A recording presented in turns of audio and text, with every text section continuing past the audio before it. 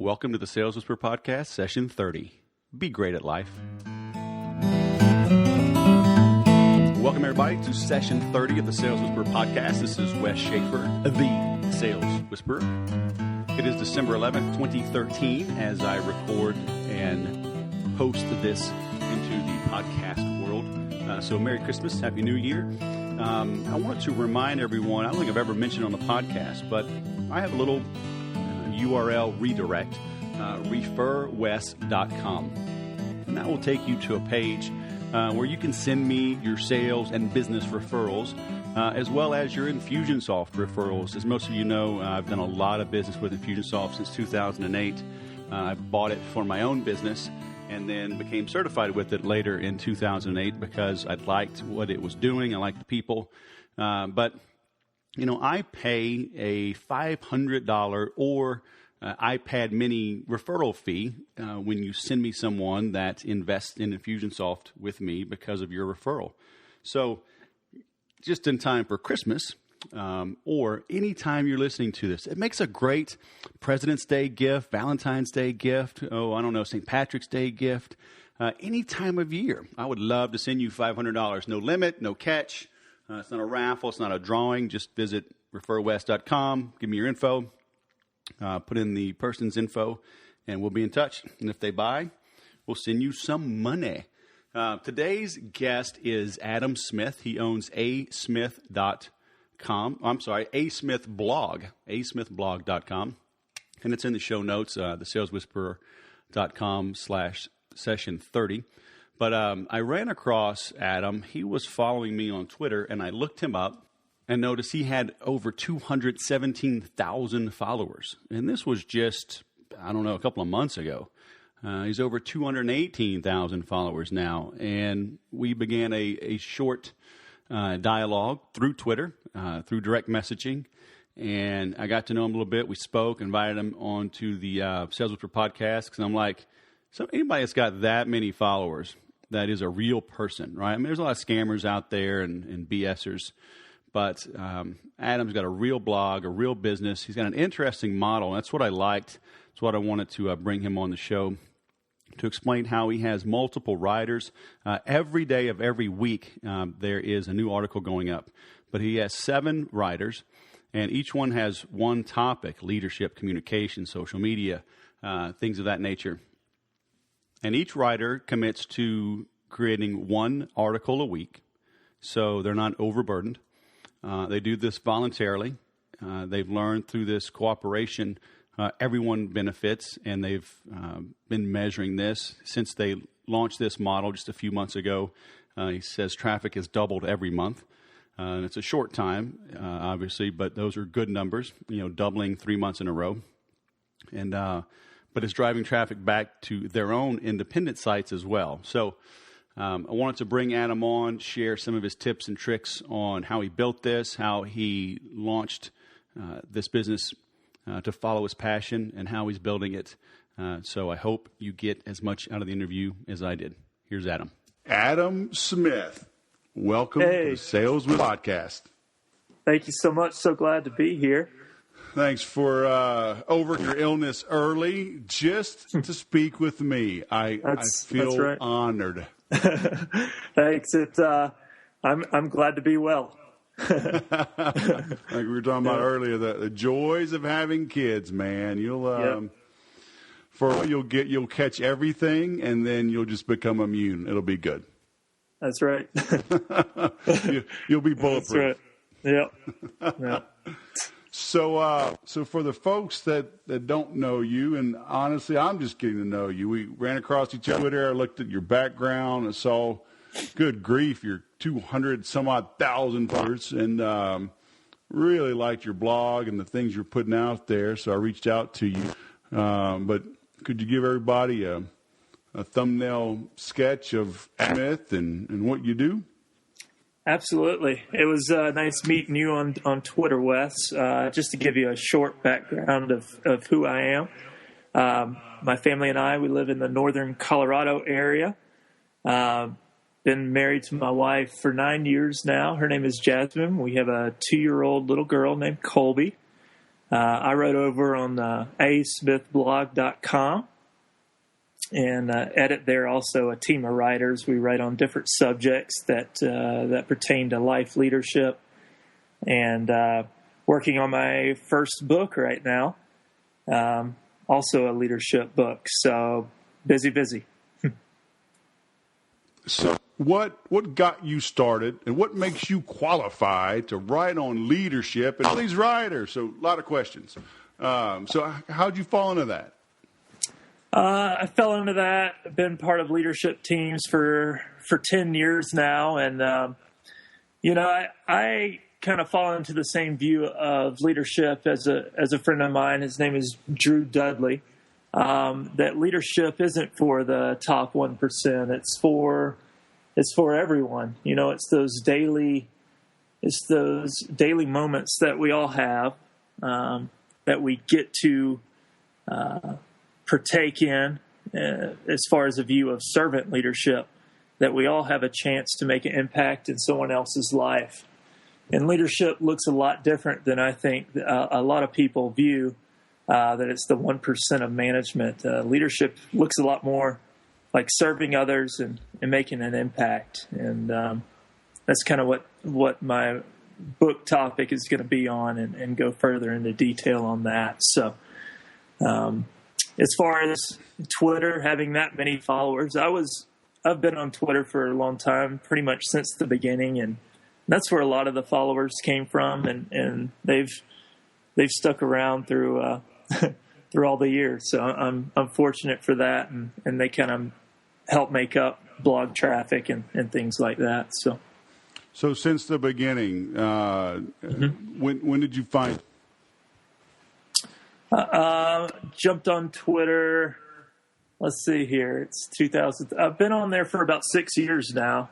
So towards the beginning, 2007, maybe even 2006, I jumped on Twitter, and it was still newer at that point. And right. So yeah, that's when I saw a lot of my followers jump on, and I guess I was fortunate to be around at the beginning. Right. If I would have come on now, it probably wouldn't be as big. So I'm grateful for that, and an early adopter. Right, and that definitely helps.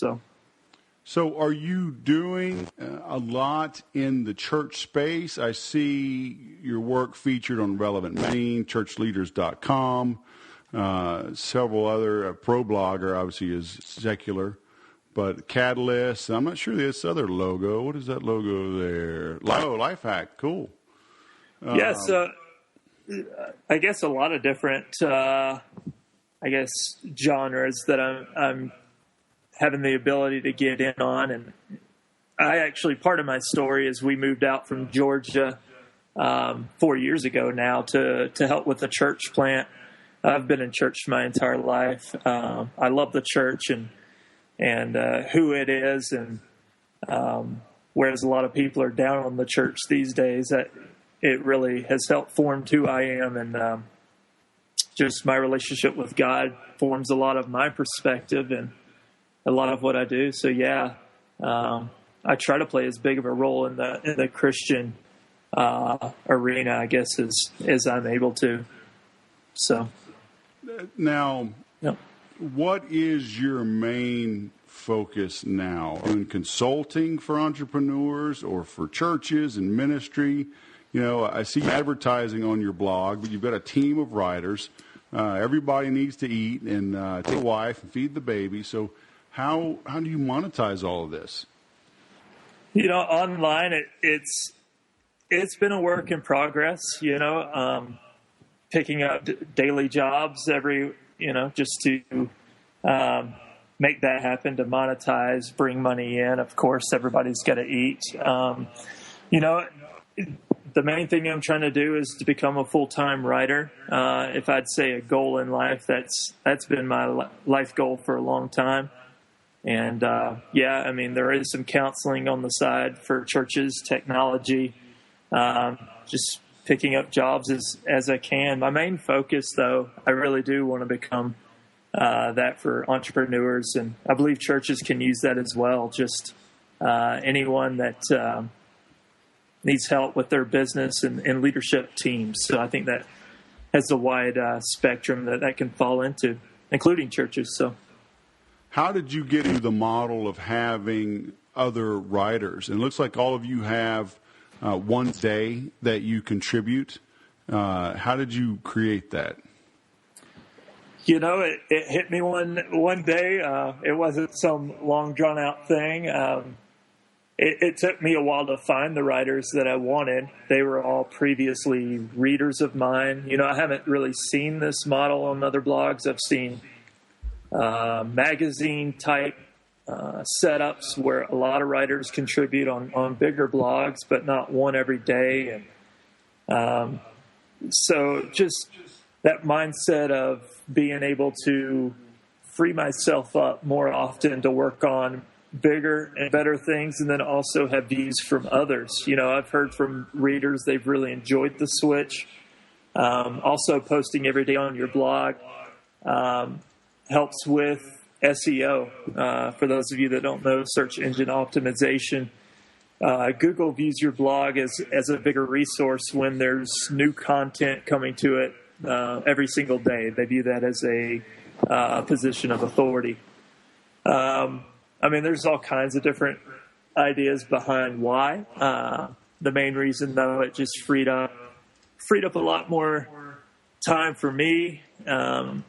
It has helped me learn from other writers. You know, I didn't really think that would be a side effect from going to this setup, but I've learned a lot as they are experts in their own fields. And just, I think it adds a lot of new content, a lot of new perspective.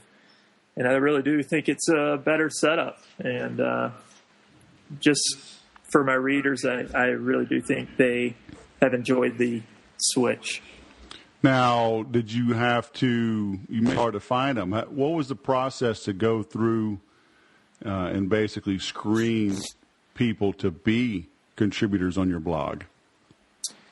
Well, and I guess in total it took me about 6 months to find everyone, which I guess could be a long time to some people, or I don't know if that sounds like a long time, but I did a lot of research prior to asking people, like people like Jackie Bledsoe Jr., my relationship writer. He's asked by Huffington Post to be on some of their things. He had a large following already. Julia Winston has her own communication business. People like Leo, my leadership writer, he's a military guy as well. He knows a lot about leadership. Courtney, social media. She's been a writer for other social media outlets for a long time. She knows a lot about that. And then Daniel, he's in management for a nonprofit. He's had a lot of experience with time management. And then Vincent with creativity. He's in the video. He's in the other creative outlets that makes him an expert in that field. So I just did a lot of prior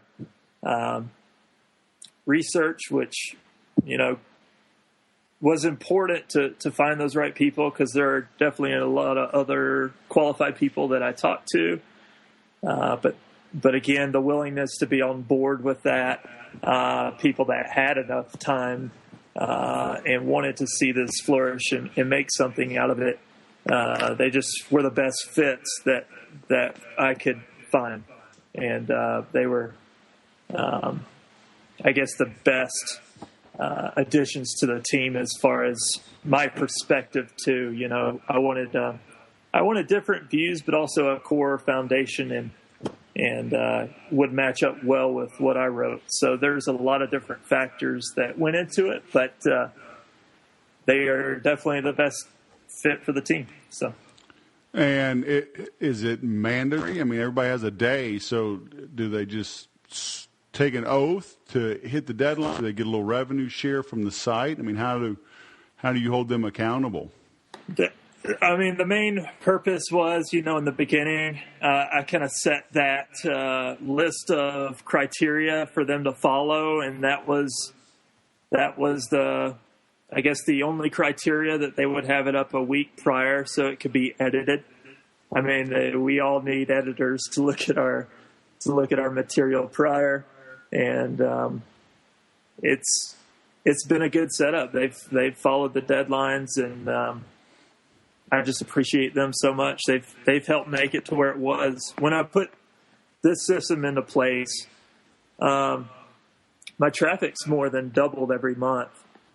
So I have to believe it's been part of that. And just, also when you add that many writers to your team, all of them bring their following to your blog too. So it's just been pretty neat to watch, and been blessed and fortunate again.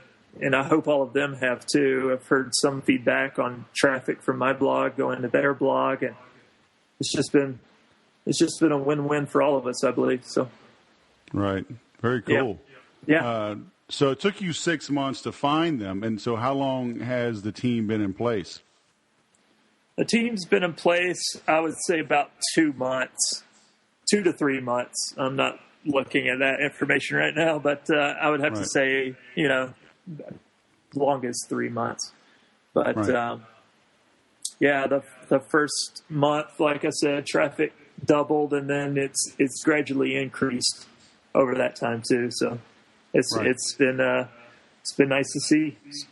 So what's your short-term, midterm goal for the site?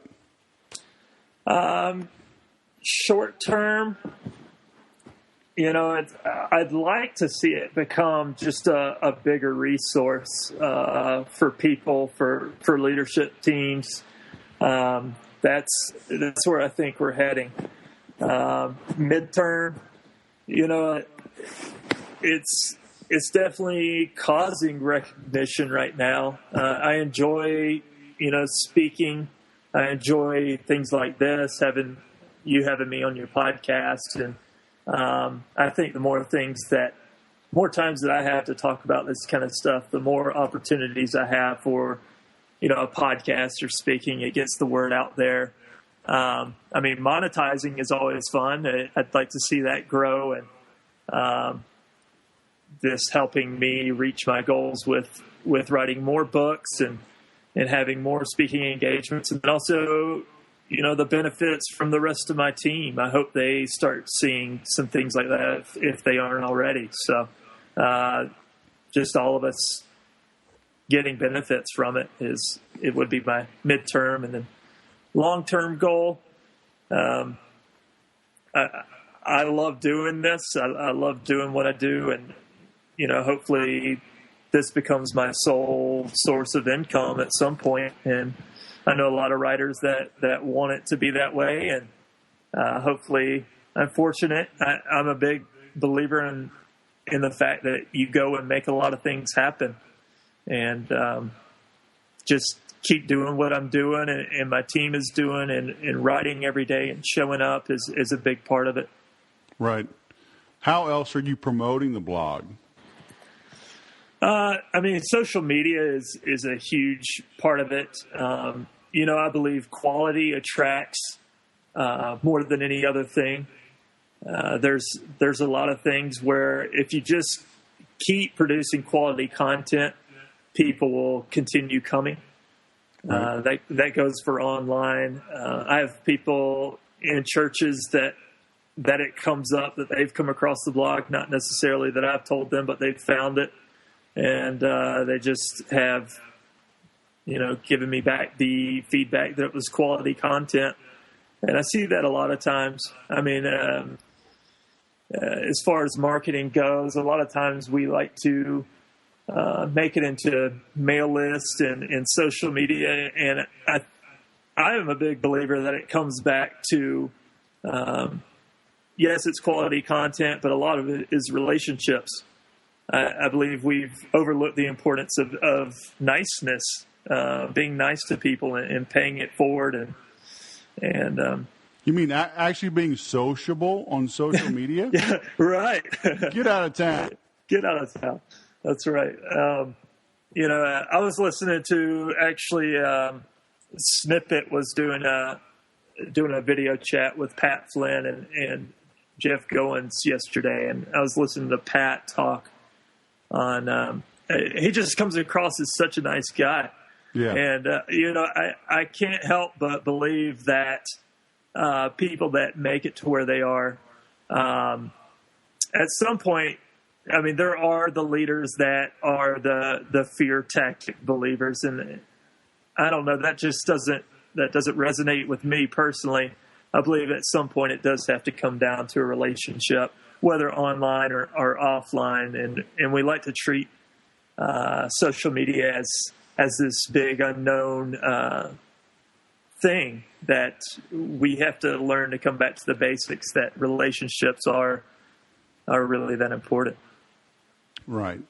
And I've gotten a chance to get to know Pat over the last several months, and he's just as nice as he comes across.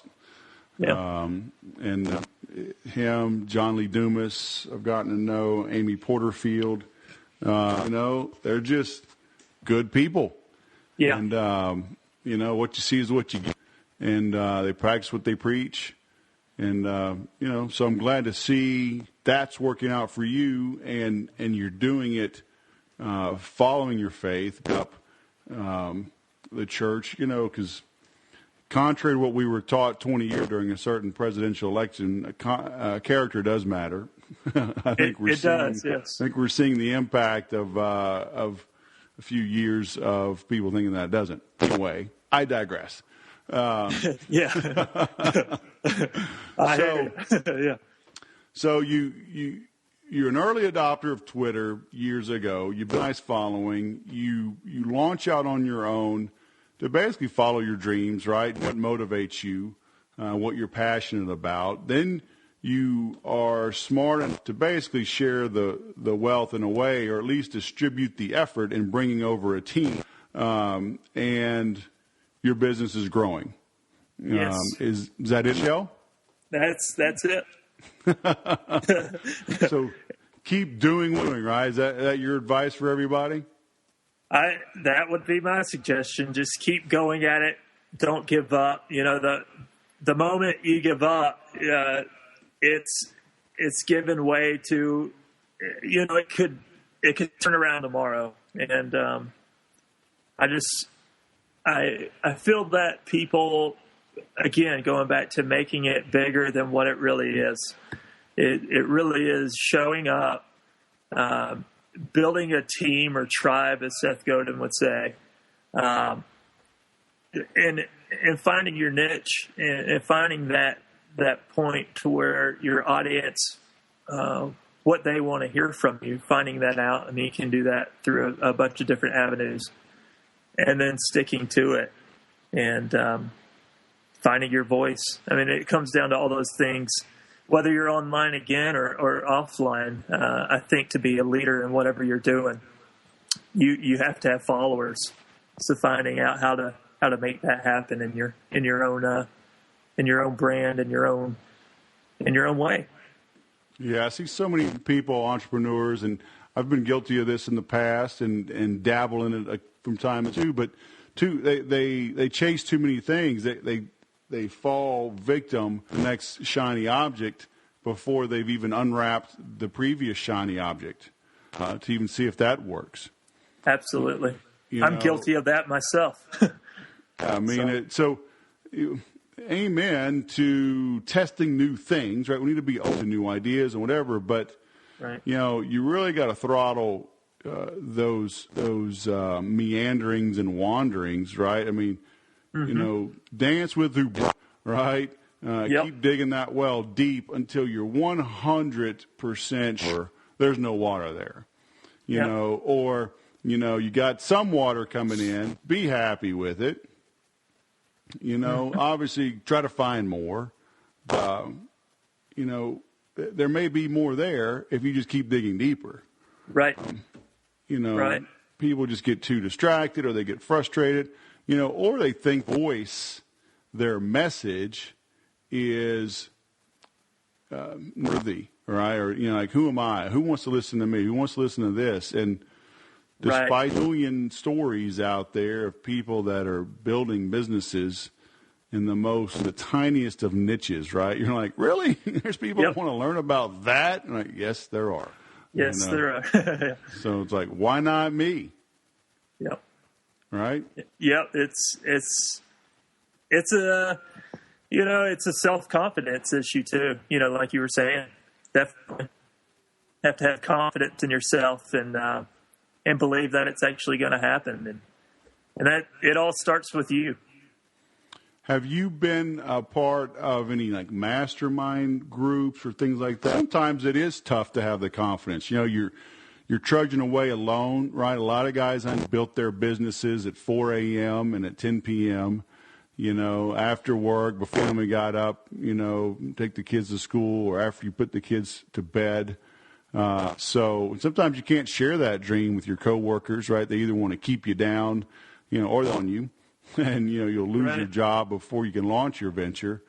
So, who has helped you trudge ahead? It's I'm a face-to-face fan. I've tried the online mastermind group, and it doesn't work for me as well. I find that face-to-face accountability is for me personally. It works different for other people. For me, getting out of bed at 5 a.m., meeting at a coffee shop at 6 face-to-face, not only holds me accountable, but also gives me that face-to-face relationship that online can't give me. Right. Some people, I think it can. I've heard it can online, but for me personally, that's what works. So it's been men in my church that I have entrusted personal things and questions they can ask me and keep me accountable in those areas that I need accountability in. Okay. So was it basically a free group, though, that just a group in business, or what was it? Yeah, it was business and personal life. As far as like the online thing, I do see I guess a need for masterminds group as far as like as a group of writers, and I am still searching for that. That would be where online comes into play, writers that I look up to.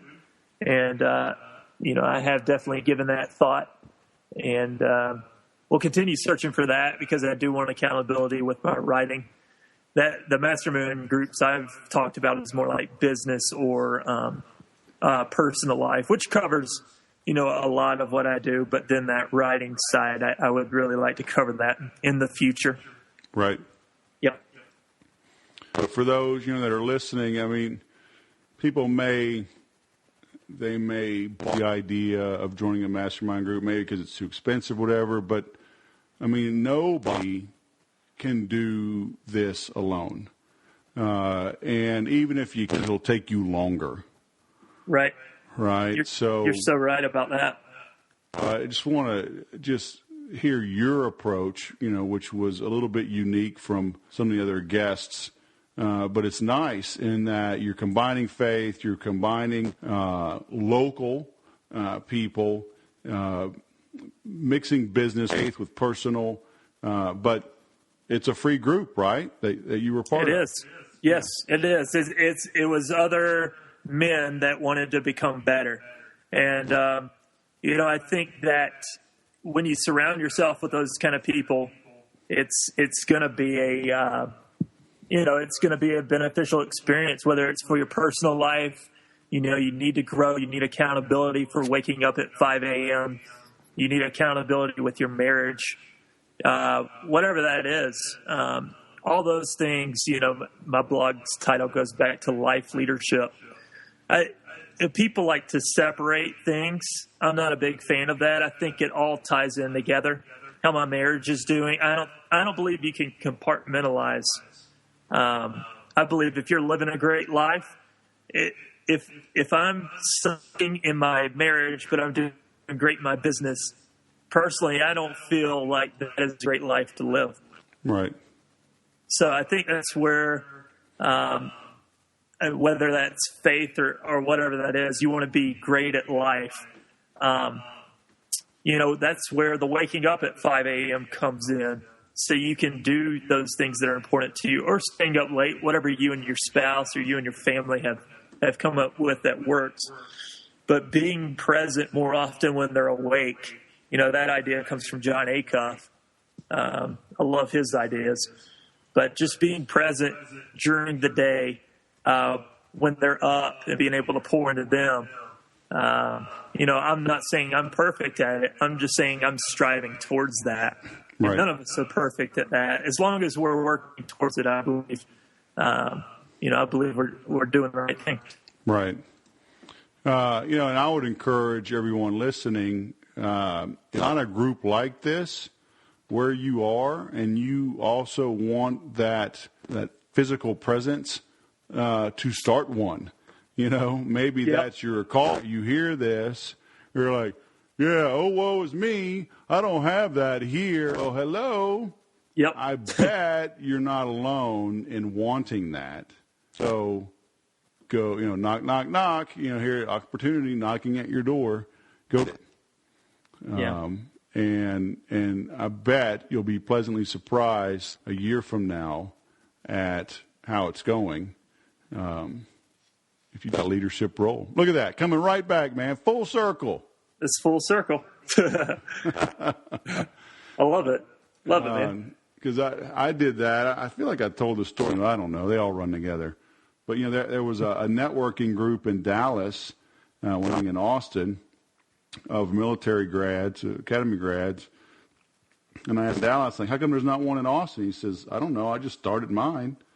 There's nobody anointed me, I just started it. So I said, okay. And I had a list I was able to find and send an invitation, and 55 guys attended the first lunch. And, that's awesome. And gals. And that group's still alive today. So, just go start it. Yeah, that's great advice.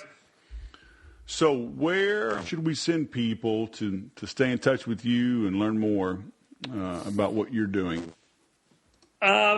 You can send them to the blog, asmithblog.com, but I'm on Twitter mostly. asmithblog is my Twitter handle. I just like it because it's fun. Twitter's fun. Well, easy enough, huh? I don't have to mix words. That's why I do it. That's why I do it. That's right. That's right. Very cool. Well, I will have that in the show notes as well. So I'll link to your blog, link to your Twitter feed, and hopefully we can help you get to 300,000 followers. Well, we'll see about that. We'll see. Well, thanks for taking the time. I know you're a little under the weather, and appreciate your words of wisdom and faith and leadership and writing and everything else with listeners. Hey, thanks for having me, Wes. I appreciate it. All right, man. Have a good night. You too. Bam. Be great at life. Did you catch that towards the end of the interview? Be great at life. Be present when your family is awake. And I have to admit, I am working on that as well. Despite having all these kids, number 7 on the way, I can find myself getting consumed with work, focusing on new projects, website designs, blogging, podcasts, The Weekly Whisper, writing new books. It's easy to get swept up and swept away. Again, if you're listening to this during the Christmas season, use this as an opportunity, as an excuse, as motivation to maybe slow down a bit, be a little more present with the family, and see if that can't spill over into the new year and into the rest of your life. I love the advice Adam gave about, using social media to be social. Hey, what an idea. Character does matter. Keep going. Don't give up. Find an accountability partner or even a group. If there's not one in your area, then start one. What a novel concept. Be a leader. And that's what Adam's blog is all about. And there is money, there's riches and niches, there's money and opportunity and success in being a leader. People, by and large, are sheep. Like it or not, I know it's some tough love, they want to be led. Even if you don't think you're ready or worthy, Trust me, you are. You will figure it out. Jump into the deep end of the pool. Make things happen. And as I start at the podcast today, please visit referwest.com. Send me your referrals. I'll send you some money. And leave a comment on the website and on iTunes. Give me an honest rating. Let me know what you like, what's going well, what can be improved, and I will work on it. And share this with your family, friends, coworkers, your boss, whomever, so it can help you grow, help me grow. Again, Merry Christmas. Thanks for listening to the Sales Whisper Podcast. Good selling.